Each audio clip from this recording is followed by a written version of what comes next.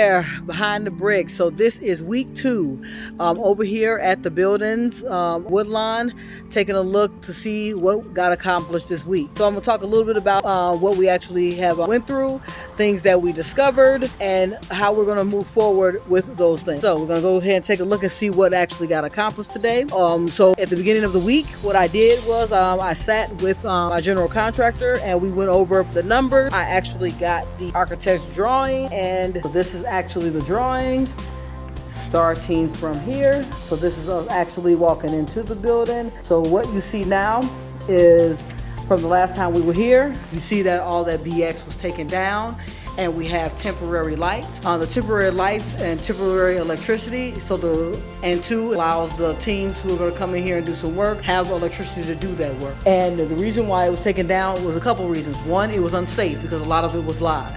So we wanted to make sure that we got rid of all the live wire, and just so we could have something for everyone to be able to see when they come in the basement. And it should have a switch over here. So he put a temporary switch up to allow us to be able to just come in, hit a switch, and be able to get some light in the basement. That's the water line. And this hole that's here, what we're doing is that 50% of the concrete down here is going to be dug up. This is the bathroom area here. The people who were here today were the plumber as well as the electrician. So the plumber is digging up the hole to change out the old plumbing, which you can see over there in the corners. And what they're gonna do, they're gonna change that out, put some new one in. Concrete from this wall area going towards all the dirt piles over there to the door will be torn up. So those 2 hot water tanks over there, along with all the debris from other hot water tanks, will be taken out. I learned this week was make sure that you are looking at your numbers. Make sure that you are looking at what the GC puts together as well as what your HUD consultant puts together. On a 203K project, you must have a HUD consultant, and that consultant is here to help you through the process, make sure that they are completing inspections, and make sure that they are keeping the contractor accountable to the budget and accountable to the timelines. So they're that extra piece of support, which is the reason why I went with a 203K loan as opposed to a conventional loan, or as opposed to a hard money loan. Or they have another loan for Fannie Mae, I believe it's called Home Snap. I will look it up to make sure that that's the correct name. It wasn't really about the down payment, it was about the security of the fact of that I am knowledgeable, but I'm not an expert, and I would rather have had experts considering the totality of this project. So it's about making sure that you're making smart decisions with whatever you're doing. Continuing on about what else that happened this week. So what we also found out is that there's a couple of things that were just, I want to say Jimmy rigged. There was a couple of faucets that were not used properly, and it's most likely because of they had a washer and dryer, which means that they were most likely utilizing the sink as the water source for the washer. And there's a couple that I have noticed there are going to be multiple issues, especially if you're doing a rehab. Prepare yourself that there's going to be an issue. Understand that when things happen, that you have to be mentally prepared to come up with a solution to the problem. This week I posted on my Facebook page that what my superpower is. And my superpower is I am a solution-based person. I quickly assess situations and I come up with quick solutions. So what I'm seeing right now is, I'm going to turn it around, let you guys. What I'm looking at here is that the porch is caving in. So there's a couple of things that I believe that are causing it. And as I said, guys, I'm not an expert. I'm just someone who has done a lot of this work in the past. I've done concrete. I've done a lot of constructions, mud, tape, some framing. One of my family members is an electrician, so I have gone on several projects with them, rewiring stores, to also rewiring apartments, to putting up new light fixtures, to putting in new service. So I wasn't a novice when I came into deciding to invest in real estate, but I was not an expert. A bit of information so that people couldn't just say anything to me about a situation. But you also want to be open that you don't know everything, even if you know a little bit. You want to learn along the way, always be open and receptive to the information that's being given to you, and do your research. I cannot stress that enough about doing research, understanding the projects that you're getting into. If for investors that are investing in out-of-state areas, a lot of their research is done ahead of time because they put together teams to help them. What I've also heard here at a time is that a lot of things go wrong. But things go wrong when you're not on top of things and you're not organized. So it doesn't matter if everyone else is unorganized, if everyone else is not giving you information. You have to be consistent and persistent about what you're asking from individuals and making sure that you get that information back. So let's get back to behind the bricks. Here are crumbling. So normally, guys, we know the laws of physics. What usually makes bricks and stone erosion? What usually erodes brick? Water. So that's not something I had to actually learn. I'm just it goes to, we learn some things in school, and those things in school happen to be erosion. So water usually erodes rock. That means there's a water source that is either pooling or a water source that is constantly penetrating that area that is allowing those bricks to crumble. So a lot of people, the first thing they would do is fix the bricks that we see here. The first thing I am concerned about is where is the water coming from that is allowing the bricks to crumble. Because at the end of the day, if I fix the porch but don't fix the issue, we'll have the same problem. Because I'll put new concrete in that area, and shortly thereafter, those bricks will begin to crumble again. As I said, the laws in physics and the laws of science. There was another issue that we came across, and that issue was that we had a problem with the sink. So go ahead and please explain what you saw when you cut on the water, because I happened to not be here during the time that this incident actually happened. Okay, so either this, like here, the water's coming out.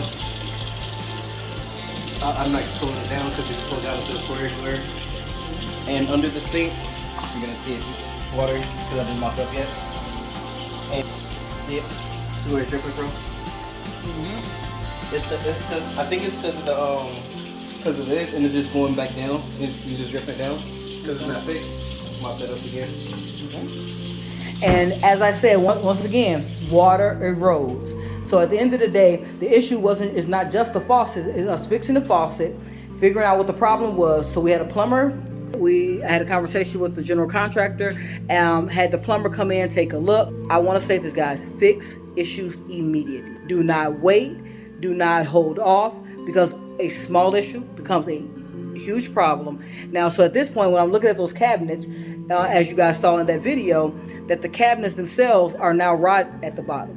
So what's going to end up happening is those two cabinets are either going to need to be replaced, or the plywood underneath it is going to have to be taken out and put new plywood in. $100 cost for a faucet to fix it the first time, and to figure out whatever was leaking the first day it happened helps you be successful, because you figure out what the problems are right now and deal with those issues right now. So what we've done is we bought the faucet, and the plumber came out and fixed whatever was leaking under the sink. Once he puts the faucet in, then we will reassess the situation. Always reassess.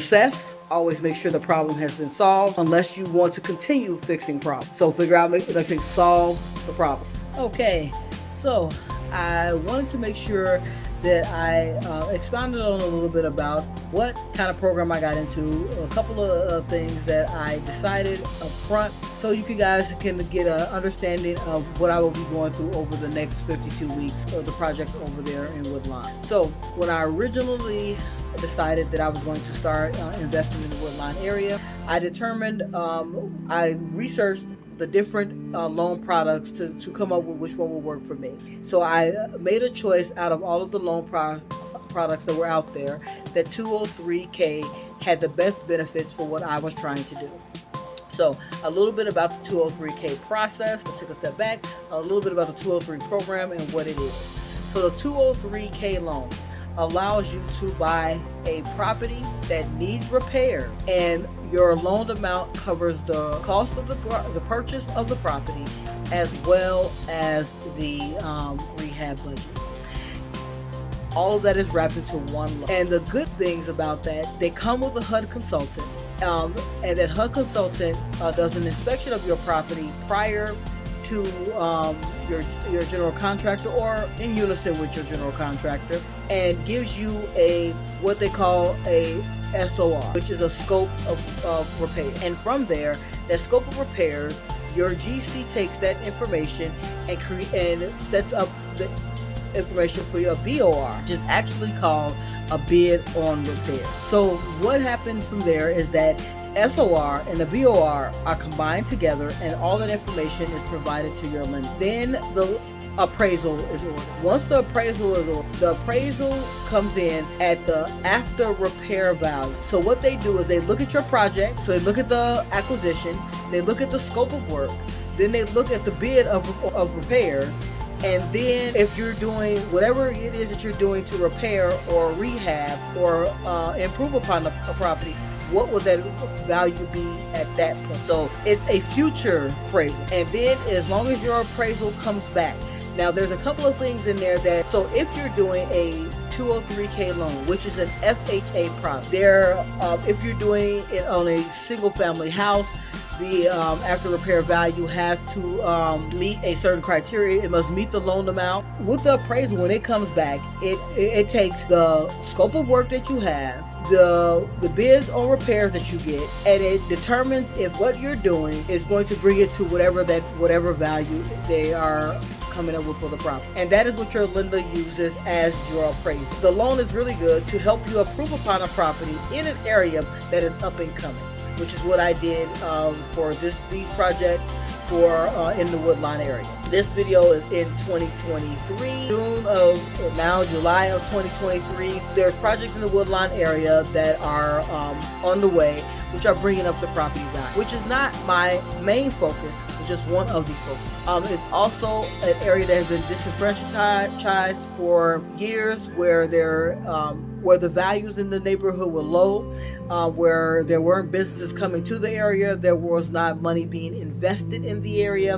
And I'm from the south side of Chicago and made a determination that Woodlawn was a perfect area for, and I'm very glad that I was able to purchase the property in the area. All of that being said, what I'll be doing over this 52 weeks is not only going through the project, go through all of the issues, the problems, the pitfalls, and things that happen, so you guys can hear it in real time.